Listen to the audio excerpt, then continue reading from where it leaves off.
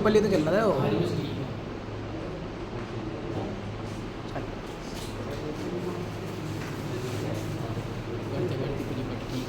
इस पर ही ध्यान देना होगा भाई, शुरू पर ध्यान देना। जो एक दो दिन को थोड़ा सा दिक्कत पता चला था, लेकिन फिर इतना आदत हो गई, ठीक है। देखो रोज होने के लिए संडे संडे में चला, ठीक है। देखो तो अगर हम प्रत्यावर्ती धारा की बात करें, इससे पूर्व लेक्चर में हमने पढ़ाया कि अगर एक आयताकार कुंडली हो जा, 9 बजे है ना लड़कों, आयताकार कुंडली हो जा या वर्ताकार कुंडली हो जा, और उसे चुंबकीय क्षेत्र B में, चुंबकीय क्षेत्र B में अपनी अक्ष के विपरीत घुमाएगा। ये आयताकार कुंडली है और इसे चुंबकीय क्षेत्र B में क्या करते हैं, B के अंदर रोटेट करा दिया, तो इस कुंडली के सिरों के बीच जो विद्युत वाहक बल आया था वही आया था E बराबर E नॉट साइन ओमेगा। तो फिर वो ये पूछ रहा था E नॉट क्या है, E नॉट है विद्युत वाहक बल का अधिकतम मान, विद्युत वाहक बल का अधिकतम मान, ठीक भाई। ये विद्युत वाहक बल का अधिकतम मान है और इसकी वैल्यू क्या होगी, NAB। अगर किसी क्वेश्चन में मैक्सिमम EM निकालना हो या मैक्सिमम विद्युत वाहक बल निकालना हो तो वो वैल्यू होगी E नॉट बराबर NAB होगी। फिर लास्ट इसमें हमने बताया था कि प्रत्यावर्ती धारा क्या हो भाई, प्रत्यावर्ती धारा कि एक ऐसी धारा जिसका मान टाइम के साथ लगातार बदले, परंतु एक निश्चित समय के बाद उसकी दोबारा पुनरावृत्ति हुए, वो क्या कहलाती, प्रत्यावर्ती धारा। कैसे कहते हैं उसे, एक वोल्टेज हो V बराबर V not sine omega t, यह प्रत्यावर्ती वोल्टेज, प्रत्यावर्ती तो प्रत्यावर्ती वोल्टेज के कारण किसी परिपथ में जो भी धारा चलेगी वो धारा क्या कहलाएगी, प्रत्यावर्ती धारा। तो प्रत्यावर्ती धारा का समीकरण होगा I बराबर I not sine omega t, और ये I नॉट क्या है, धारा का अधिकतम मान, प्रत्यावर्ती धारा का अधिकतम मान, मैक्सिमम वैल्यू ऑफ करंट, इसे मैक्सिमम वैल्यू ऑफ करंट कहेंगे। और इसमें एक टॉपिक और बताया था हमने फिर कि भाई औसत धारा क्या हो, प्रत्यावर्ती धारा की औसत धारा, प्रत्यावर्ती धारा का औसत मान, औसत मान, और औसत मान ये है IM बराबर वो I नॉट का कितना गुना था, 0.63।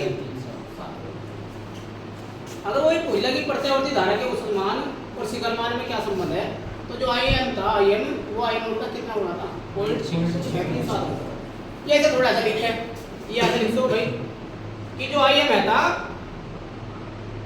IM वो 2/पाई गुना था किसका, 2/पाई का मतलब क्या हो जाएगा, 0.36। क्या रही बात, एक हमने बताया था कि फिर DC क्या हो, DC पर आपके DC डायरेक्ट करंट क्या हो, डायरेक्ट करंट। अब डायरेक्ट करंट का मतलब क्या है कि एक ऐसा वोल्टेज जिसका मान टाइम के साथ ना बदले, ऐसे, ठीक है। एक ऐसा करंट या एक ऐसी धारा जिसकी वैल्यू टाइम के साथ ना बदले तो क्या कहलाएगा, वो DC करंट कहलाएगा, वो दिश धारा कहलाएगा। अगर क्या हो रहा, धारा का जो मान है वो टाइम के अकॉर्डिंग नहीं बदल रहा, वो दिश धारा कहलाएगा। और दिश धारा में क्या होगा कि जो वोल्टेज है वो फिक्सेबल हो गया, वो कितनी होगी, 200। एक तो भी हमने और बताया पीछे कि जो DC बढ़िया AC, मतलब AC खतरनाक है DC, तो हमारा उत्तर था AC खतरनाक। AC खतरनाक क्यों है, क्योंकि जो AC की जो वैल्यू है वो +311 वोल्ट से लेके -311 वोल्ट से लेके -311 वोल्ट तक बदलती है, -311 इतने वोल्ट बदलती है। जब भी AC करंट किसी परिपथ में जाएगा तो जो आपके पास AC की वैल्यू होगी वो +311 वोल्ट से लेके -311 वोल्ट के बीच बदलेगी, इसलिए वैल्यू क्या मैक्सिमम है। लेकिन जो DC है वो कितने में चेंज होगा, मैक्सिमम 220। तो इसलिए हमने कहा कि 311 किससे करेक्ट है, 220 से, इसलिए कौन सी खतरनाक है, AC खतरनाक है। चलो ये बात उसके बाद हम लोगों ने एक टॉपिक कराया परिण प्रतिघात। परिण प्रतिघात अगर आप सुबह 9 बजे है ना, अगर हम परिण प्रतिघात की बात करें, परिण प्रतिघात अभी सुने ध्यान से, तो परिण प्रतिघात होता है एक्सल। और एक्सल का मतलब क्या होगा कि अगर किसी प्रत्यावर्ती धारा परिपथ में केवल एल लगा हो, ये कोई प्रत्यावर्ती धारा पहचान होगी। एक प्रत्यावर्ती धारा परिपथ है, उसमें केवल ये पहचान है इसकी ऐसे, अगर इस तरह का सिंबल कोई लगा हो, एसी को क्या लगा रिप्रेजेंट करना, तो ये क्या है, ये सिंबल ये है v बराबर v नॉट sin। अगर किसी परिपथ में केवल l लगा हो, केवल l, तो l क्या करता है, वो धारा के मार्ग में एक रुकावट पैदा करता है, और उस रुकावट को क्या कहेंगे, परिण प्रतिघात, और ये होगा एक्सल। और एक्सल बराबर होगा ओमेगा l, और फॉर एसी सर्किट, अगर एसी सर्किट हो जा, प्रत्यावर्ती धारा परिपथ हो जा, तो ओमेगा बराबर 2 पाई होगा, 2 पाई। लेकिन फॉर डीसी सर्किट, अगर डीसी सर्किट हो जा, डीसी सर्किट, तो डीसी सर्किट में क्या होगा, जो आपकी आवृत्ति होगी वो 0 होगी। आवृत्ति कितनी होगी, f0। और जब f0 होगा तो सारी वैल्यू क्या होगी, एक्सल की भी 0 होगी। तो इसका मतलब अगर कोई पूछ ले एसी के लिए बताइए एक्सल का मान, तो ओमेगा या क्या, एक्सल बराबर 2 पाई, ये तो होगा। लेकिन अगर डीसी के लिए पूछ रहे एक्सल की वैल्यू, तो वह कितनी होगी, 0 होगी। प्रधान जी देखो आपका जो सी बात है यार, ये बात तो हमने बताया कि अगर किसी सर्किट में केवल एल लगाओ, केवल एल, ठीक है भाई, तो क्या होगा, जो करंट के मार्ग में रुकावट पैदा होगी वो क्या कहलाएगी, वो परिण प्रतिघात कहलाएगा। एक हमने बताया धारित प्रतिघात, धारित प्रतिघात, धारित, और धारित प्रतिघात होता है कैपेसिटिव इंडक्टर या कैपेसिटिव वैल्यू से, कैपेसिटिव रिएक्टेंस, रिएक्टेंस। और हमने इसमें बात बताई थी कि जैसे जो कोई परिपथ है इस तरह से, इसमें केवल C लगा, C का मतलब कैपेसिटर या संधारित्र। अगर किसी परिपथ में केवल C लगा, ओनली C, तो तब क्या करती है, C भी धारा के मार्ग में रुकावट पैदा करेगा, ठीक। ये धारा के मार्ग में फोर्स पैदा करता है, एक रेजिस्टेंस क्रिएट करता है, उसे क्या कहेंगे, धारित्र। और ये होता है XC, और XC बराबर 1/, चलो की बात। लास्ट लेक्चर में ये बातें बताई कि अगर C के सिरों का विभवांतर पूछ ले, तो C के सिरों का विभवांतर होगा VC, और VC बराबर होगा XC। बोले यहाँ तक क्या रही बात, चलो फिर इसमें नेक्स्ट टॉपिक एक और बताते हैं, अग्रगामी बताया था, और एक अग्रगामी का और पश्चगामी का केस जो है वो बहुत इंपॉर्टेंट है, क्योंकि पूरा टॉपिक किस पर चला, अग्रगामी का या पश्चगामी।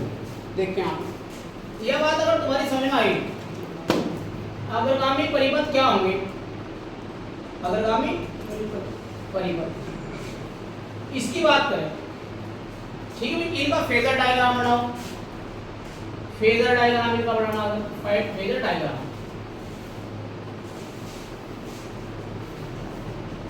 तो अग्रगामी का मतलब क्या हुआ, कुछ परिपथ ऐसे होंगे जिनमें वोल्टेज का अधिकतम होने से पहले धारा का मान अधिकतम है, ठीक है। वोल्टेज का अधिकतम होने से पहले ये धारा का मान कब होगा, अधिकतम। इसका मतलब क्या है कि धारा का मान अधिकतम तब होगा जब धारा का एंगल बड़ा हो, धारा बड़े एंगल पर चलेगी, और जो वोल्टेज है वो छोटे एंगल पर चलेगा। कैसे, अगर मैं इसका ग्राफिकल रिप्रेजेंटेशन कराऊं, ये होगा इस तरह से, देखिए आप, धारा अगर वोल्टेज यहाँ से चला, ठीक है, क्योंकि प्रत्यावर्ती वोल्टेज V बराबर V0 sin ओमेगा t, कैसा ग्राफ देंगे, जया वक्री, जया, और वो ऐसा होगा, क्लियर होगी बात। तो जो प्रत्यावर्ती वोल्टेज होगी वो हमेशा कैसा ग्राफ देंगे, तो जया वक्री देंगे। लेकिन अगर इसके बाद मैं बात करूं कि मैं धारा का ग्राफ बनाऊं, वो होगा I बराबर I0 sin omega t, sin omega t plus phi. तो हमने कहा कि जो धारा आई है वो वोल्टेज V से क्या हो रही, अग्रगामी। कितनी अग्रगामी हो रही, I एंगल अग्रगामी हो रही, ये 5 डिग्री ज्यादा है इससे, ठीक है। तो इसका जो स्लोप चला वो यहाँ से चला, कहीं से ऐसे, यहाँ से उठा, ठीक है भाई, बढ़ता था यहाँ चला गया, ऐसे चलता जाएगा, ऐसे ऐसा चलता जाएगा, फिर ऐसे जाएगा और फिर ऐसे कोई दिक्कत यहाँ पे अड़का इससे। तो अगर इसका मैं फेजर डायग्राम बनाऊं, ये तो ग्राफिकल है, फेजर ऐसे बनाकर कल ही मैंने बताया था।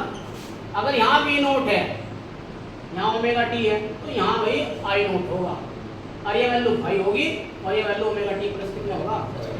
तो ये जो I नोट है इससे कितना ज्यादा है, V नोट से फाई ज्यादा नहीं है। तो इसलिए हम इसे क्या करेंगे, अग्रगामी परिपथ कहते हैं।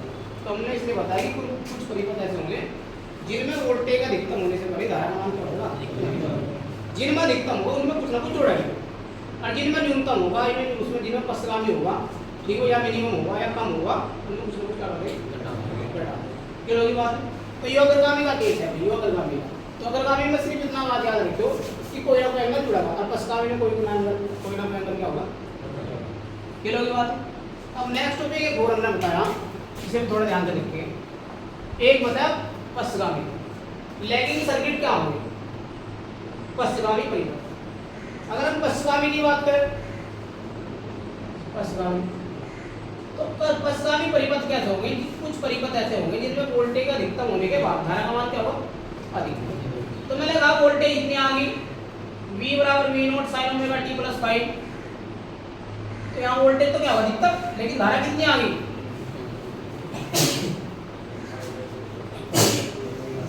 I not sin omega.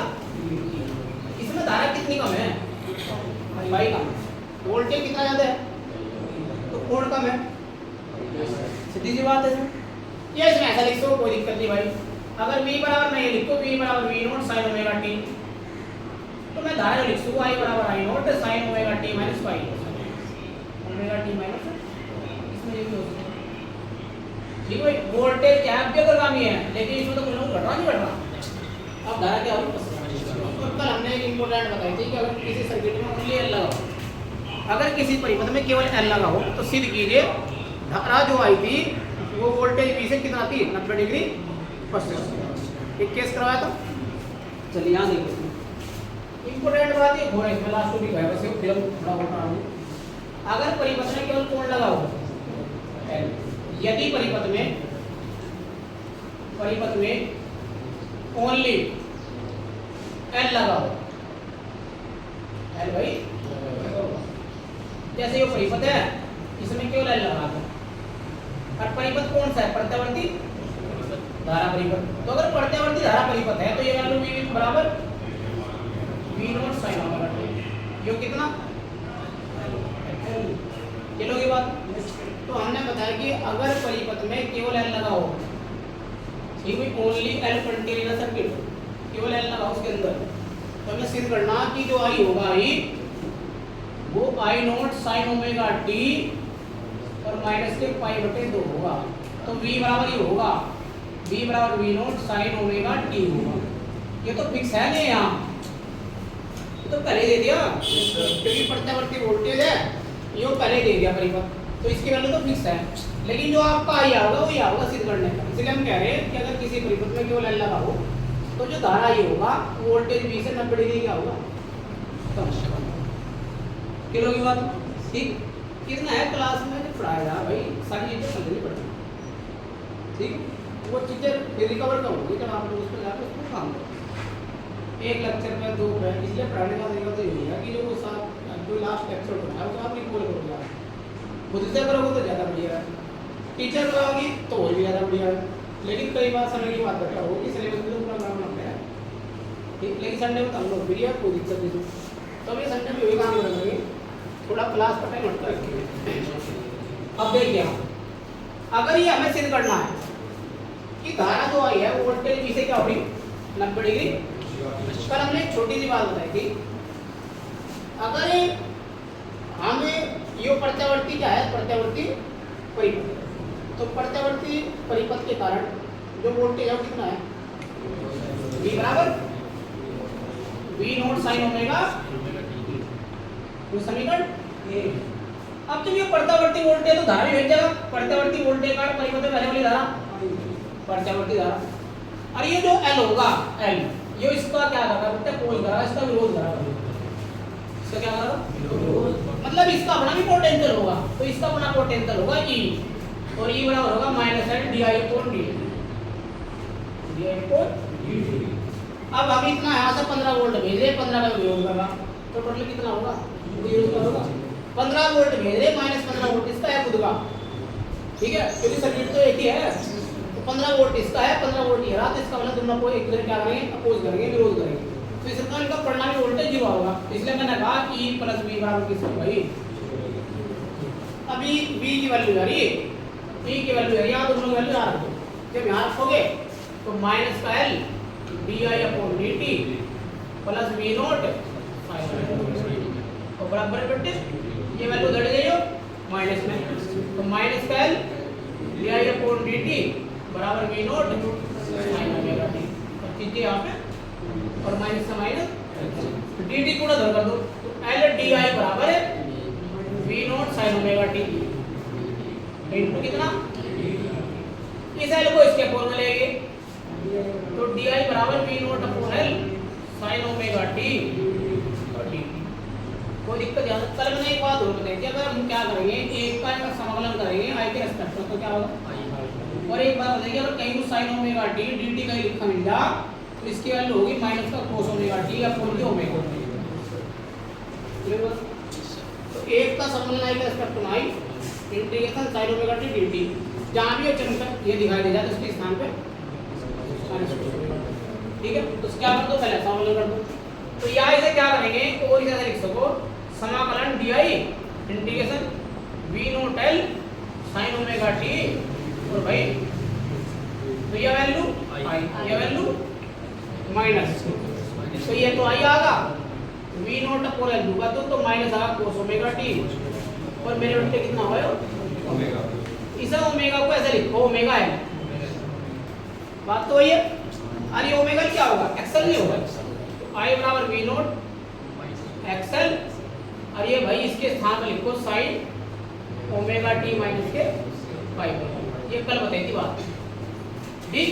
और ये वैल्यू बढ़ गई क्या जी आई नोट कितनी, तो ये आई नोट भाई विभांतर बटे प्रतिरोध क्या कहलाएगा, आई बराबर हो दे ध्यान दे क्यों, विभांतर बटे प्रतिरोध, विभांतर है वी नोट, प्रतिरोध है एक्सएल है क्योंकि एल की बात हो रही, एक्सएल बिहेव करेगा लाइक एज रेजिस्टेंस इसकी तरफ एक प्रतिरोध की तरफ, तो यहाँ से क्या होगा वी नोट अपॉन एक्सएल, तो ये आई नोट आगा और ये कितना आगा साइन आगा ओमेगा टी आगा माइनस के, तो ये क्या हो रहा अगर किसी परिपथ में आपके जितने भी लेक्चर होंगे जितने भी कराए जाएंगे जो भी टॉपिक चलेगा उनमें ये बात याद रख कर चलेंगे, अगर किसी परिपथ में केवल एल लगा हो तो जो धारा ही होगी वो वोल्टेज भी से पसगामी हुई है ठीक, कई बार एंगल नहीं देते हुए लेकिन पसगामी में 5 हो सके 5 हो सके 5 हो सके 90 हो सके 30 हो सके 40 हो सके, ये फिक्स नहीं है, ये तो हम यहाँ जबरदस्ती बात कर रहे हैं कि सिर्फ करो कि अगर किसी परिपथ में एल लगा तो 90 डिग्री क्या करना आपको पसगामी सिर्फ करना, इसलिए हमने पाई यहाँ पाई/2 ले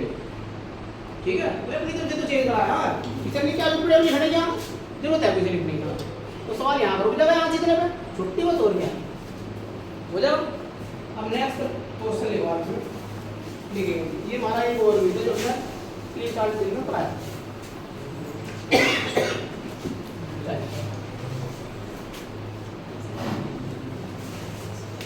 नया टॉपिक हमारे पास है, लिखेंगे आप इसमें, यदि किसी प्रत्यावर्ती धारा परिपथ में